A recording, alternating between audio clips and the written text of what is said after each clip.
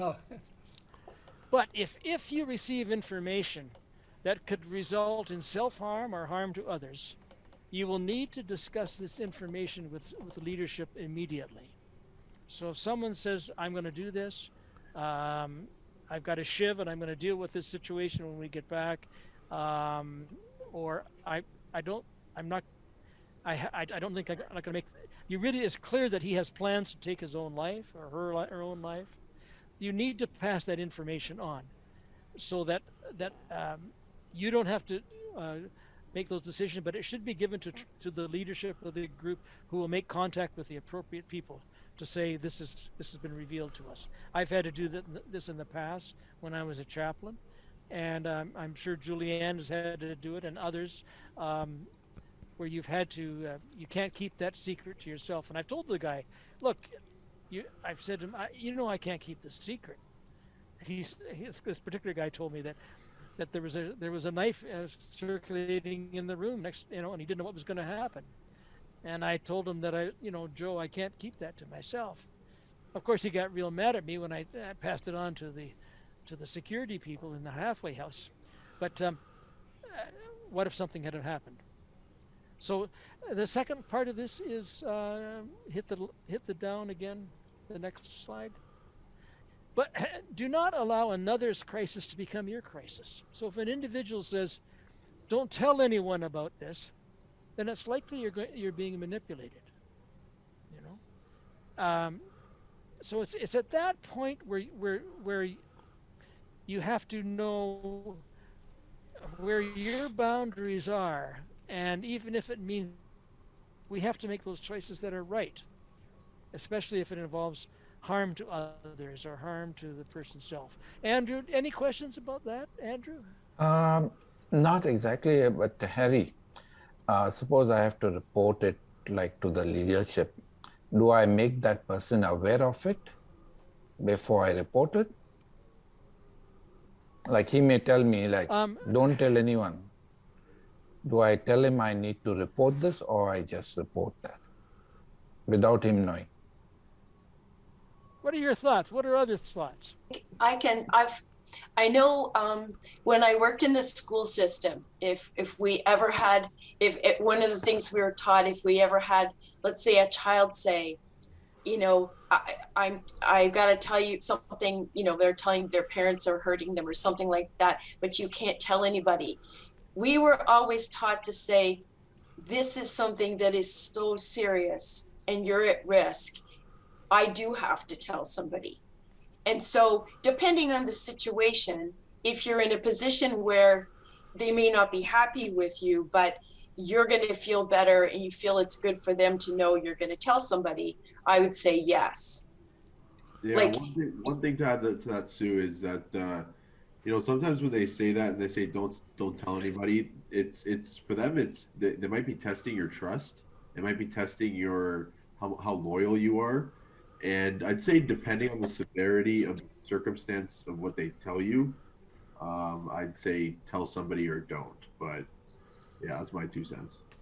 yeah, and to Ryan's point as well, when somebody tells you in confidence not to say anything to anybody, um, you, at that point, if something were to happen, you become an automatic accomplice. That's right. I would try to nip it in the bud. Like, if when somebody says, I want to tell you something, I guess I've been preconditioned to say, okay, you can tell me something, but if it involves any illegal or harmful activity, I'm telling you now, I have to report it. And Oh, and then I'll yeah. find out whether they're still going to tell me or not. Have to do that, right? Ian, you were going to say something. No, yeah. Well, pretty much along the same lines is that you have to be upfront with them and say that Yeah. I'll listen, but it's bigger than me, and I can't not act or tell because the whole sort of don't tell anybody is You're going to be solid, right? You got to be solid. Yeah. Can't rat out. yeah.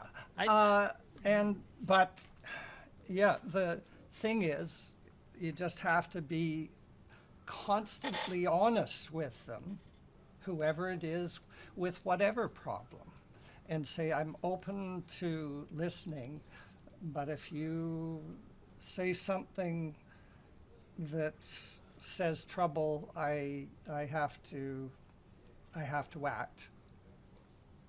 And I think I would respect somebody more that would tell me that they're going to tell than to find out later they told and did it behind my back. I'd be more angry Yeah. at them, I think. Yeah. I think that's what I would say to you too, Andrew. I think it's safer to say, as I said to Joe, look, Joe, I can't keep this a secret. You're putting me in a bad spot, you know. Yeah. And be right up front with them and let the chips fall where they may. But at least you're not going to go home at night, awake all night because of what this guy's going to do, right? And you haven't said anything. Yeah. And find out later. Maybe nothing would happen. Maybe something would. Now we're talking about harm to others, about crime. If you're visiting in prison, if you hear about a prison escape, these are the sort of things that you have to. If someone is sharing with you details of his past that were harmful, if it involves offenses against people are going to tell you stories that how they beat up a guy or how they pulled a job, and yada yada yada in the past. I'm not going to pass that information on. You know, we're not police informants. Yeah. However, if there's anyone is in danger of harm, if it's a child is in harm or other vulnerable people, we have no choice because we're liable if we don't pass that on. Yeah. Andrew, I think too what I would offer as a suggestion in that case is I would say similar along echoing what everyone else is saying, you know, listen, this is kind of big, like I have to share this. You know what, Andrew, I appreciate you telling me this, but I really think that you know, I think you told me this for a reason. I think you kind of knew that I had to tell someone. So why don't we go together and we can talk to Harry about it? And then I'll try and have them tell, like, them be involved in the reporting of it. So, and chances are, I mean,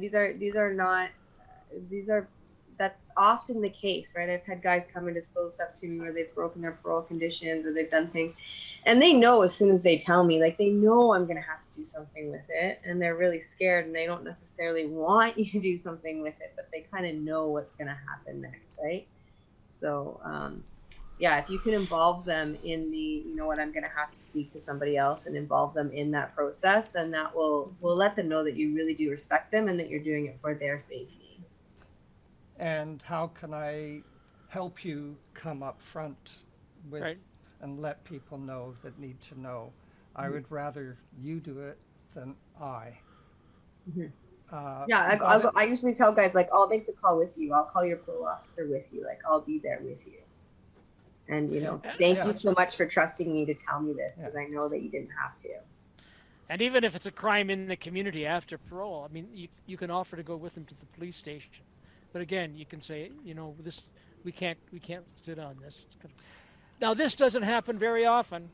This is, you know, don't worry about this. But we need to include this as part of the orientation to dismiss if this were to happen. And you always, and that's why the importance of the community. Their community, and there's leadership in dismiss, and others share it. You don't have to wear this and carry this all by yourself. That goes for both ex-offenders and for volunteers from the community. Let's go on to the next one.